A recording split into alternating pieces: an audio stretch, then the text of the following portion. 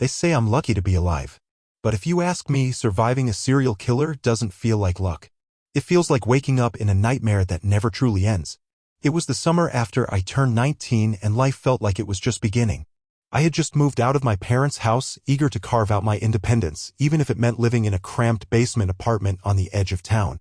I worked late shifts at a diner that smelled like burnt coffee and fried oil, took classes in the mornings, and tried to convince myself I was building something real. Something worth the struggle. But everything changed on a Wednesday night. The kind of night that feels ordinary until it's not. I was walking home from the bus stop, headphones in, wrapped in a cocoon of music and exhaustion. It was late. After midnight. The streets were empty except for the hum of passing streetlights and the distant barking of a dog. I didn't notice the van parked near the corner. Not at first. It was just another shape in the shadows. Until it wasn't. He moved fast. Too fast for me to react. 1 second I was stepping past the van. The next, a hand yanked me backward. I didn't even have time to scream before the door slammed shut behind me, plunging me into darkness. The first thing I noticed wasn't his face. It was the smell. Sweat, gasoline, something rotten underneath. I tried to twist, to kick, to do anything. But he had duct tape. A knife. And a practice calm that told me this wasn't his first time. I thought I was going to die. But that was just the beginning. He didn't talk much at first. Just drove. I remember the feeling of the van bouncing over backroads, the way the headlights painted jagged shadows on the trees. Hours passed. Maybe more. It felt like time had stopped existing, replaced by the steady roar of tires and the sound of my own heart pounding in my ears. When he finally stopped, it was in the middle of nowhere. Some kind of cabin, half swallowed by the woods. No neighbors. No hope. That first night, I didn't sleep. Couldn't. I stayed curled in a corner of the cabin's small room. Too scared to close my eyes. He sat across from me, watching. Always watching. Like a predator that wasn't done deciding what to do with its prey. And yet, he didn't hurt me. Not right away. Instead, he talked. He asked questions. About my life. My family. Where I grew up. What I believed in. At first, I thought maybe he was trying to play some twisted psychological game. But over time, I started to realize something worse. He didn't see me as a person. He saw me as a story. He wanted to be understood. Or maybe he wanted to be famous. He told me about the others. The ones before me. Not with guilt. Not even with pride. Just a strange, hollow satisfaction. Like someone flipping through a scrapbook of things they can't undo but wouldn't change if they could. He told me I was number 6. I wanted to scream. To fight. But every time I tried to resist, he reminded me who held the power. The knife would appear. The threats would come. And then the quiet would return, heavier than before. Days passed like smoke. I lost track of time. He started letting me walk outside under watch. He said he trusted me. I knew it was a lie. But I pretended to believe it because I needed him to believe I was breaking. The truth was I was learning. Every word he said, every movement he made, I absorbed it. He never told me his real name. But I learned what he feared. What made him paranoid? What made him careless? He kept a radio in the cabin. Old, battered, but it worked. And one night, while he was outside splitting firewood, I heard something that changed everything. A report. A missing person. A girl. A name I recognized from the college bulletin board. She was gone, just like me. Only her parents were on the news, begging for answers. Holding up pictures. Pleading with the public. My stomach turned to ice. He'd said I was number 6. That meant there had been 5 before her. Maybe she was number 7. I knew then I wasn't the only one. And if I didn't get out, I wouldn't be the last. The next morning, I asked him a question I'd never dared before. Why me? He looked at me for a long time before answering. You were walking alone. That was it. No deeper reason. No twisted justification. Just opportunity. Something inside me snapped. I stopped waiting to be saved. I started planning to save myself. It wasn't heroic. It was desperation. But sometimes that's enough. I began to test the cabin. The door locks. The windows. I watched where he placed the keys.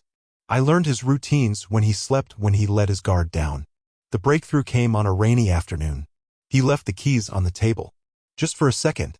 I pretended not to notice, my hands trembling under the table. But my eyes never left them. I waited until he went to the woodshed. Counted the seconds. My hands moved before I could think. I grabbed the keys. Ran. The forest swallowed me. Rain pouring, branches slashing my face, but I didn't stop. I couldn't. I heard him shouting behind me, the sound of his boots thudding through the mud. I don't remember how long I ran. Maybe hours. Maybe minutes. But somehow, miraculously, I made it to the road. A truck driver found me half-collapsed, soaked, shaking, screaming that there was a man in the woods. That's how they caught him. Turns out he was wanted in 3 states. Real name sealed in an old file. Suspected of more than what he told me. A serial predator who knew how to disappear until he didn't. People called me brave. A survivor. But for a long time, I didn't feel that way. I felt broken. Dirty. Haunted. Therapy helped. So did time. And talking. Slowly, I started sharing my story. Not because I wanted attention, but because I realized silence keeps people like him hidden. I learned how many survivors never come forward.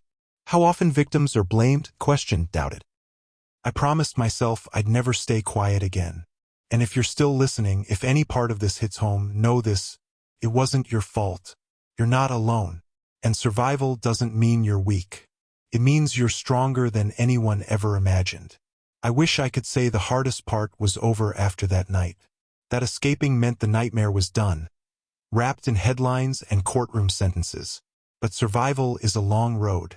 And what came after nearly broke me in ways the cabin never could. The media circus started before I even left the hospital. Reporters camped outside the entrance. Friends I hadn't heard from in years sent messages. Some wanted to reconnect. Others just wanted the story. And then there were the strangers. People who called me inspiring. Brave. A miracle. Their words were kind. But they didn't know me. They didn't know that I still woke up at 3 a.m., heart racing, certain I was back in that van. That I couldn't sleep without every light on. That I couldn't stand the smell of pine because it reminded me of the forest. The world wanted closure. A full circle. But trauma doesn't tie itself up in a bow. I had nightmares that felt more real than my memories. In one, I opened my front door and he was standing there, smiling. In another, I was back in the cabin, but no matter how many times I ran, the woods looped like a maze. I stopped trusting people. I questioned every sound, every shadow, every look. I lived like I was still being hunted. And then came the trial. Facing him in court was something I thought I could handle. I told myself it would be empowering. That I'd show him I wasn't broken. But when they brought him in, shackled, expressionless, I froze. My knees locked. My throat went dry. It wasn't fear exactly. It was something colder. Like seeing death wear a human face. I testified anyway. I told the jury what he did. What he said. I watched their faces as they heard things I never thought I'd say out loud. Some of them cried. Some looked angry. But none of them looked away. That gave me strength. He never spoke during the trial. Not once. Just stared forward as if none of it mattered. But I saw his fingers twitch. Just slightly. And I knew he hated that I had the microphone. That this time someone lived to tell the truth. He got 4 life sentences. No parole. People told me justice was served. That I could move on now. But justice doesn't erase memory. It doesn't fix your heartbeat when you hear footsteps behind you at night. After the trial, I moved. Cut ties with old places, old routines. I needed distance. I needed to remember who I was before him. I started therapy again. Real therapy. The kind that made me cry, curse, shake, but also breathe. My therapist said something that stuck with me. Trauma isn't your identity. It's a wound. And wounds can heal. That became my mantra. I began volunteering at a crisis center. At first, I thought it would be too much. Too close to the pain. But it became something powerful. Listening to other survivors. Sharing space with people who'd lived through the unthinkable. There was one girl, barely 16, who said she was scared no one would ever believe her. That she thought what happened was her fault. That maybe she deserved it. I looked her in the eye and said the words I'd once needed someone to say to me. You did nothing wrong. And I believe you. That moment changed me. I stopped seeing myself as broken glass. I started seeing myself as a lighthouse. I wasn't meant to carry the pain alone. I was meant to shine through it. The more I spoke publicly, the more I saw the ripple effect. Survivors who stepped out of the shadows. Families who found closure. People who said, if she can talk about it, maybe I can too. And with each story, my own pain became less sharp. Still there, but softened. Like a scar that no longer stings when you touch it. Some days are still hard. I don't sugarcoat that. There are triggers. Loud bangs. Men with deep voices. The sound of tires on gravel. But I don't freeze anymore. I breathe through it. I remind myself I'm safe. I remind myself that he lost and I lived. And that's the part the world often forgets. We talk about serial killers like they're legends. We know their names, their methods, their numbers, but rarely do we talk about the survivors. We forget that some of us made it out. That some of us remember not just the horror, but the fight to stay human inside it. So here's what I wish everyone knew. Survival isn't clean. It's messy. It's crying in the shower. It's avoiding mirrors. It's going back to school because you want your life back, even if your hands shake when you open a textbook. It's learning to say, I'm okay, and mean it. It's laughing again without guilt. It's falling in love without fear. Yes, I was kidnapped. Yes, I was tortured. Yes, I lived through something monstrous. But I also rebuilt myself. And not into who I was before. Into someone stronger. Someone who chooses to live with intention, with empathy, with fire. Someone who refuses to be remembered only as a victim. So if you're listening and you've survived something dark, whether it made the news or not, please hear me when I say this. You are not what happened to you. You are what you do with it. You are the pages after the tragedy. And those pages are still being written. In the years that followed, I started to rebuild my life in small, deliberate steps. The first real decision I made for myself was adopting a dog. I named her Luna. She was a rescue, shy and jittery, like me, but we bonded almost instantly.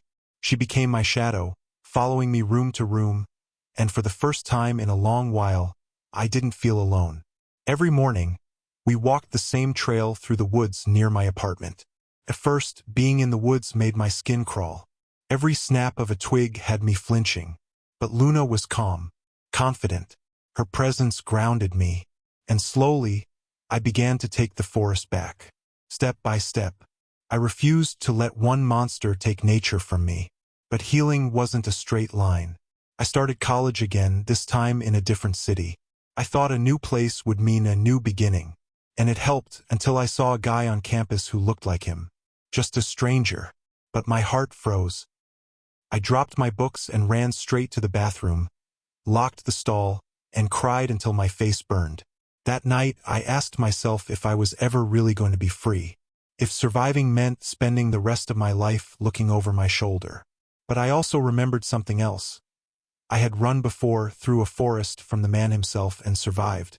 So I could survive this too. I started journaling, writing everything I felt. The fear, the anger, the sadness, even the small victories. It helped me understand that healing isn't about forgetting. It's about learning how to carry your memories without letting them crush you. I learned to ask for help without shame. I learned to say no when something didn't feel right. I learned that boundaries are not walls, they are lifelines. One night, while studying late at a cafe, a stranger tried to strike up a conversation. He was polite, maybe even charming. But something felt off. My instincts kicked in. I smiled, packed my things, and left. Before, I would have second-guessed myself. Told myself not to be rude. Not anymore. My safety matters more than someone else's comfort. That lesson took years to learn. But it's one I live by now. Eventually, I shared my story in a podcast. A small true crime channel invited me to speak, and I hesitated. I wasn't sure if I was ready to say it all out loud. But something in me said yes. The host was gentle, the audience kind. The episode aired, and within days, I was flooded with messages. Some were from survivors. Others were from people who'd never experienced anything like it but said hearing my story changed the way they saw the world, made them more protective of their sisters, more aware of the red flags in dating, more cautious about walking alone at night. That's when I realized the ripple was growing. One voice can make others speak up. The podcast led to speaking engagements, panels, workshops on survivor advocacy. I started partnering with organizations that supported trauma survivors. I sat with parents whose children never came home. I stood on stages and told my truth. And I cried. A lot. But I never stopped. The first time someone told me that hearing my story gave them the courage to leave an abusive relationship, I broke down in my car and sobbed. Because that's what survival becomes eventually. Not just living for yourself, but helping others survive too. Still, there were moments of doubt. I had nights where the weight of everything hit me like a wave. Nights I questioned whether it was healthy to keep revisiting my trauma in public. Nights where I felt like that scared 19-year-old again, locked in a cabin, begging for morning to come. But the difference now? I had people around me who saw me. Really saw me. Not just as the girl who survived, but as a whole person. My best friend, Emma, was one of them. We met in a trauma support group. She survived a different kind of horror and abusive foster system that failed her at every turn. But we clicked. Trauma recognizes trauma. We'd have long talks at 2 a.m. sharing our worst memories and our silliest dreams. And when I told her I wanted to write a book someday, she said, "You already have. It's just inside you right now, waiting to be told." She was right. So I started writing. Not just journals, but actual chapters. Scenes. Dialogues. I turned my experience into fiction. Changed names. Changed outcomes. But the heart of it, the survival, the growth, the fear, and the fire, was all mine. Writing gave me power over the narrative. It let me take the story back. Because for so long, he had control. He decided how the nightmare unfolded. But this time I was the author. And I could decide how it ended. As the years passed, I learned something crucial about healing. You don't go back to who you were.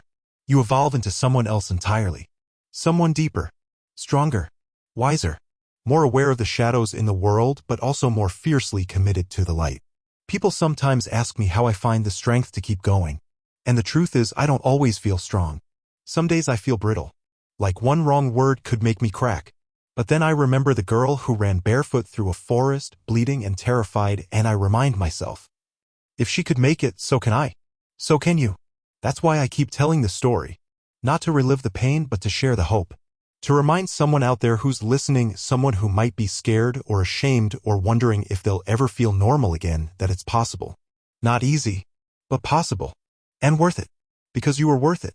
Not because you survived, but because you were human. And healing is your birthright. There's something powerful about reclaiming your voice, about turning a scream into a story, a wound into a lesson, pain into a purpose. I never asked to be a survivor. I didn't choose to carry this story. But now that I do, I've chosen what to do with it. I advocate for laws that protect victims, not predators. I speak out against the glamorization of serial killers in media. I remind people that behind every infamous name is a trail of shattered lives that rarely make the headlines. The survivors matter more than the monster. I joined a nonprofit that works with schools to educate young people about consent, manipulation, and red flags in relationships. And let me tell you, some of the most important conversations I've ever had were with 16-year-olds who said, "I didn't know that was abuse until they heard me speak." If I had known at that age what I know now, maybe I would have been more cautious. Maybe I wouldn't have worn headphones that night. Maybe I would have noticed the van. But I've stopped blaming myself. I didn't choose to be attacked. I didn't cause what happened. And if you're someone who's lived through something awful, you need to know your choices are not why it happened. Their choices are. I remind myself of that every day. I still go to therapy. I still take medication for the anxiety. I still double lock my doors, and I still have moments when I flinch at unexpected touches. But I also laugh. I travel. I fall in love. Yes, love. It took me years to trust again. To believe someone could want me not because of my story, but in spite of it. And then, one day, it happened. It was slow, gentle, the kind of love that doesn't rush or demand, that understands why I wake up gasping some nights, that never asks me to smile when I'm triggered, that doesn't see me as broken, just as someone still healing. And I've learned healing doesn't mean forgetting. It means learning how to live alongside the memories without letting them control you. I used to think I'd always be defined by what happened in that cabin. Now I know I'm defined by what I did after, by how I refused to stay silent, by how I used my story to light the way for others. So here's my final message to you. If you've survived something traumatic, you are not damaged. You are not too much. You are not weak. You are a living testimony to the human spirit. You are someone who woke up every day and chose to keep breathing. You are enough. And you deserve peace. You deserve joy. You deserve the life that was nearly stolen from you. Let this be your sign. Tell your story if you're ready. Or keep it close if you're not. But never ever let shame silence you. Because your voice matters. And your story is not over yet. Thank you for listening.